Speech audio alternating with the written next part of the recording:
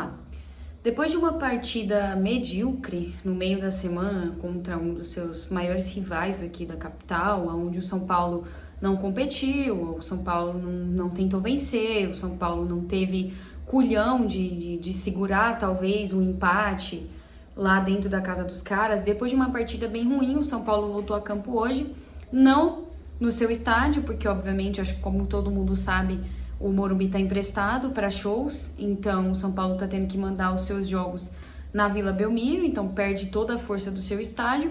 E hoje foi mais uma partida em que o São Paulo foi enfrentar o Juventude, que está lutando pela permanência na Série A. Até foi um time que eu vi bastante falar na transmissão, que eles estavam querendo não perder mais para ver se eles conseguiam continuar na Série A, o que seria muito difícil de acontecer, porque o Juventude realmente fez uma campanha bem ruim, apesar de que vinha de 2 vitórias fora de casa, mas mesmo assim é um time que estava praticamente ali, era vice-lanterna do Campeonato Brasileiro, então mesmo esfacelado, mesmo com todos os problemas, o São Paulo tinha que minimamente competir contra os caras, tá?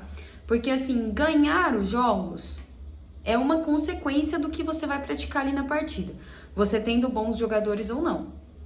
O que você tem que ter, o que na minha cabeça faz todo sentido, é que o que você sempre tem que ter é força de vontade. É vontade de fazer, de decidir, de jogar, de lutar por todas as bolas, de não desistir em nenhum momento, de se tá complicado, se os caras estão atacando, se os caras estão vindo pra cima. É justamente você não ser um time previsível, é você sempre ir ali, tipo, como um camaleão mesmo, se modificando ao longo da partida pra tentar dificultar um pouco a vida do seu adversário. Então é isso que, na minha cabeça, faz total sentido, que é o que tem que acontecer quando você entra em campo. Então o Hernan Crespo mandou a campo um time teoricamente parecido com o que foi lá na Neoquímica Arena, e ali já no começo a gente já teve um susto com o Gabriel Tagliari, que ele quase fez o gol ali, o Rafael até saiu do gol, mas ele chutou para fora. E aí no lance seguinte a gente tem o gol do Bobadilla. Então foi tudo ali muito no começo do primeiro tempo, onde o São Paulo realmente conseguiu equilibrar as ações. O São Paulo conseguiu fazer um primeiro tempo muito correto, tá? E reparem que eu estou dizendo que o São Paulo fez um primeiro tempo muito correto, eu não estou dizendo que o São Paulo fez um primeiro tempo bom. Merecidamente saiu vencendo, desceu para o intervalo com um placar favorável, porque fez por onde? O Juventude pouco assustou o São Paulo. Teve aquele primeiro momento ali, onde o Tagliari chuta para fora, mas mesmo assim, o Juventude não assustou o São Paulo. O Rafael não fez grandes defesas ali no primeiro tempo. Então, o São Paulo se comportou bem no primeiro tempo, conseguiu fazer o gol lá com o Bobadilla, numa belíssima jogada. Eu não tinha visto que o goleiro tinha tocado na bola, eu até achei que ele estava impedido, mas não, ele não estava impedido, a jogada toda foi normal.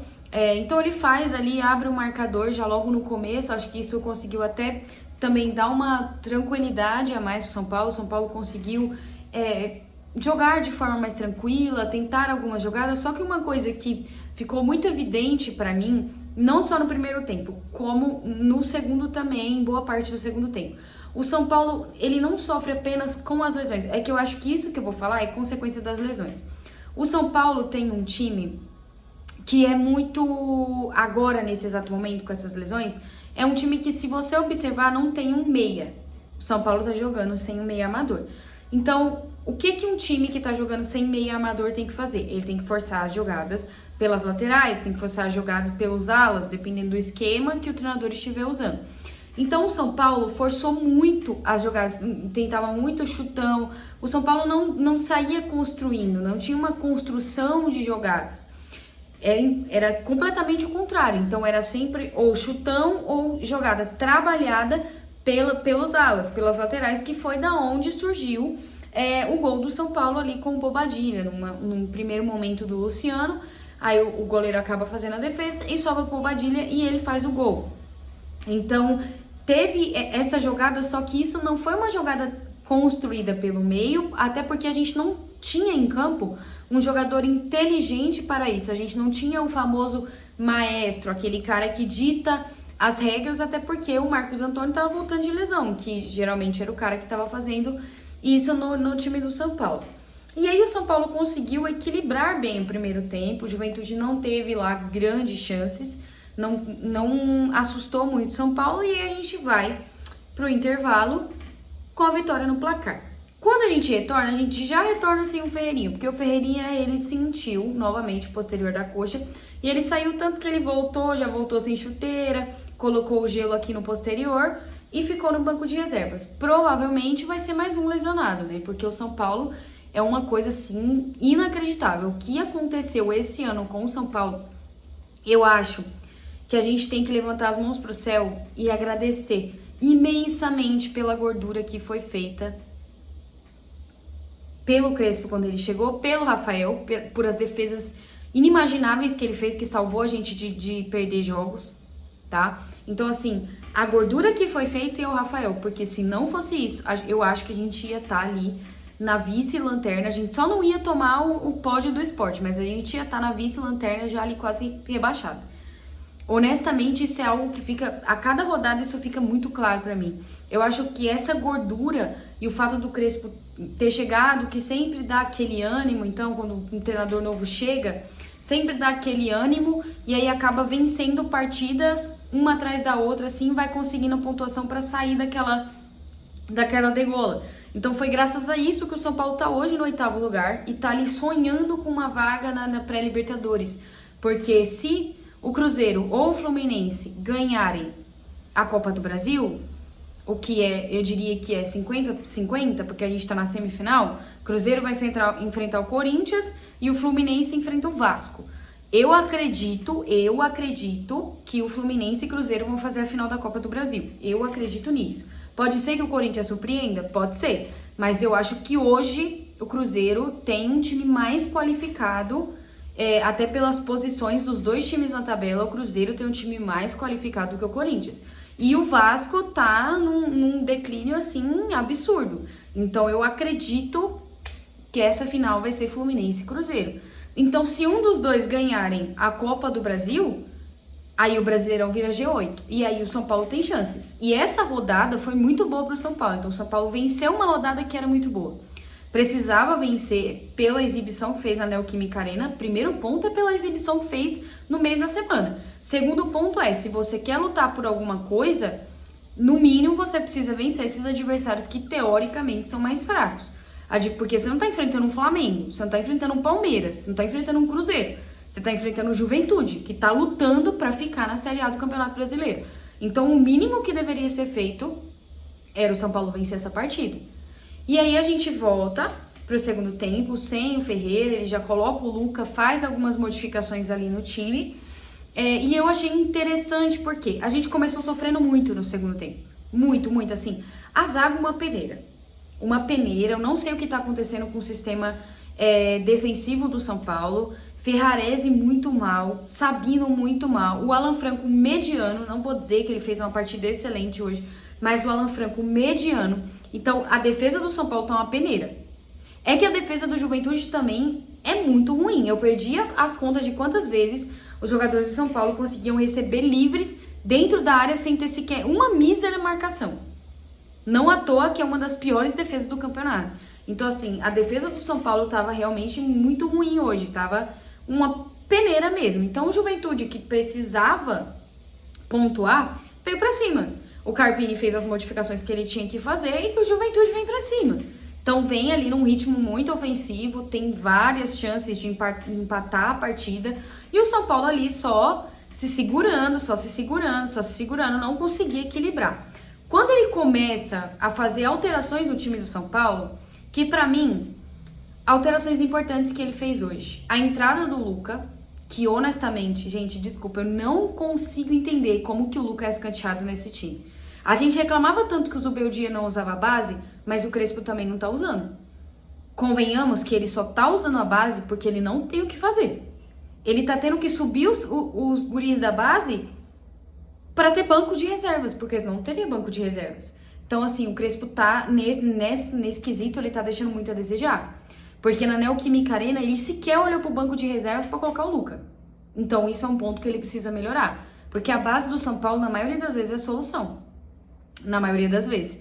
Então, modificações. O Luca deu um outro ritmo, conseguiu cavar uma expulsão pro jogador do Juventude que claramente foi muito bem expulso, que eu já vou falar da arbitragem, dessa arbitragem que foi horripilante, horrível, um árbitro completamente despreparado, mas eu já vou falar dessa arbitragem. Então assim, o Luca, a entrada dele foi muito positiva, a entrada do Marcos Antônio, que já deu ali um ritmo diferente pro time do São Paulo, e o Negrutti também. O Negrutti entrou muito bem, muito bem. Então foram essas 3 modificações assim que eu mais achei interessante, fora os pontos positivos da partida. Eu não achei que o Ferreirinha fez uma partida ruim, muito pelo contrário, eu acho que no primeiro tempo ele foi o melhor em campo. O Mike fez mais uma partida segura, mais uma partida boa, também não justifica o Cedric estar de titular nesse time ou ser opção para ser titular nesse time, tendo o Mike.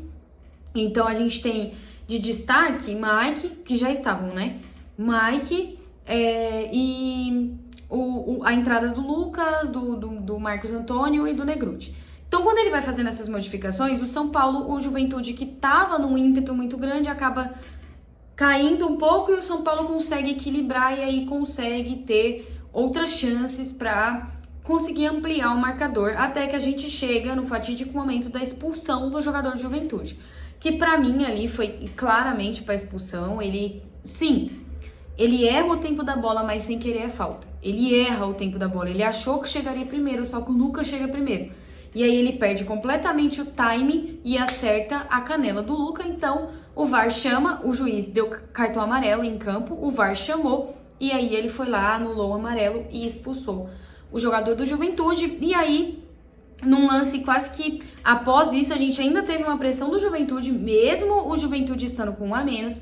A gente teve ali uma sequência de escanteios, onde o Rafael salvou, deu bronca em geral ali, tomou inclusive até o amarelo, que ele foi reclamar com o juiz, que novamente eu já vou falar desse juiz, num lance que, honestamente, eu não sei o que esse cara tentou fazer, ele tomou o amarelo, e aí teve uma sequência de escanteios ali, só que num lance onde o Rigoni consegue uma boa jogada, finaliza muito bem, faz o gol, São Paulo faz o 2 a 0, ali já tava nos acréscimos, tava quase no minuto final dos acréscimos, então era meio que assim, fechar a tampa do caixão mesmo, sabe? Que o Juventude não ia ter o ímpeto para conseguir empatar a partida.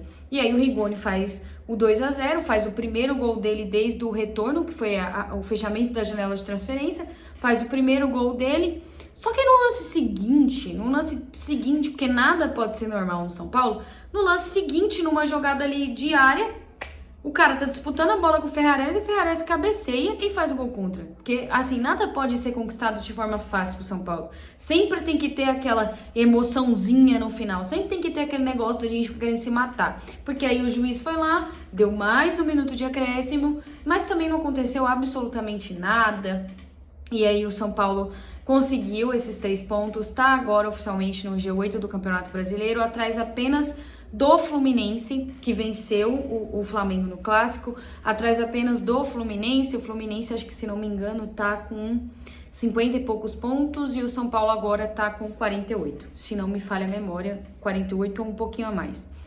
E aí o São Paulo conseguiu esses 3 pontos e mantém ali viva a esperança de estar na Libertadores do ano que vem. Para fechar esse vídeo, vamos falar da arbitragem de hoje. É claro que, assim, é chover no molhado. Quando a gente fala de arbitragem brasileira, é chover no molhado. Porque a gente sempre vem aqui e fala e nada muda. Então a gente sempre reclama, fala e nada muda. Por quê? Porque o São Paulo é uma várzea, porque o São Paulo não tem direção, o São Paulo não tem coordenação, o São Paulo não tem nada. Nada. O São Paulo tá realmente, assim, largado às traças. Então a CBF faz o que quer, a FPF faz o que quer, porque nunca vai ter cobrança. Júlio Casares não se posiciona, Belmonte não se posiciona, Rui Costa não se posiciona, ninguém faz nada. A única pessoa que reclamou mais ferozmente foi o Luciano, que foi lá e falou: não, contra o São Paulo eles marcam muito rápido, independente de ser ou não ser. Se é contra o São Paulo, eles não têm nem dúvida, eles não precisam nem de VAR, eles já marcam. E realmente é assim, tá? Realmente é assim. Teve um lance no Tapia que foi muito parecido com o lance da Neoquímica Arena. É isso que eu reclamo de critério, que eles não têm critério. Foi muito parecido com o lance da Neoquímica Arena, que era para ser um pênalti ali em cima do Tapia. Ele toma a frente do marcador do Juventude, ele domina a bola e ele toma o tranco nas costas. O VAR não chamou, o juiz, inclusive, foi muito rápido. Ele falou, não, pode cobrar o tiro de meta, não foi nada. O VAR não revisou, não chamou para revisão e o juiz em campo não marcou. E é isso que eu falo sobre critérios, é isso que eu falo sobre a arbitragem não ter critérios em jogos do Campeonato Brasileiro. Porque a comentarista falou, mas não foi o suficiente. Gente, se você tá correndo ali, você tá ali muito, você tá metendo a corrida ali mesmo, sabe? Você tá correndo muito. Alguém chega atrás de você e faz assim, ó. Você não vai cair? É óbvio que você vai cair. Não precisa ser um empurrão nas costas pro cara cair. Foi um lance assim, onde a gente falou que o Ferreirinha foi estúpido de fazer o pênalti na Neoquímica Arena. Pra mim, esse lance do Tapia, pra mim, foi parecidíssimo com o lance do Ferreirinha. Tanto que o VAR não revisou e a gente não teve nem imagens do lance. A gente não teve nem imagens, assim, diferentes pra gente conseguir saber de fato se foi ou não. Só que pra mim foi pênalti. Eu fico imaginando se fosse contra ali os vizinhos ali da Barra Funda, se eles não teriam marcado. Se fosse contra qualquer outro time que é beneficiado no Campeonato Brasileiro, se eles não tinham marcado, eles tinham marcado. O VAR ia chamar. Então, pra mim, é isso que mata, é a falta de critério. Mais uma vez, a falta de critério, porque eu já vi esse tipo de lance ser marcado no Campeonato Brasileiro inúmeras vezes. Mas não foi só isso. O árbitro tava completamente perdido. Completamente perdido. Ele teve um lance ali onde o Pablo Maia sofre a falta, aí reclama com ele vai lá e dá cartão amarelo pro Bobadilha. E aí o Bobadilha fala, mas eu tô tomando amarelo por quê?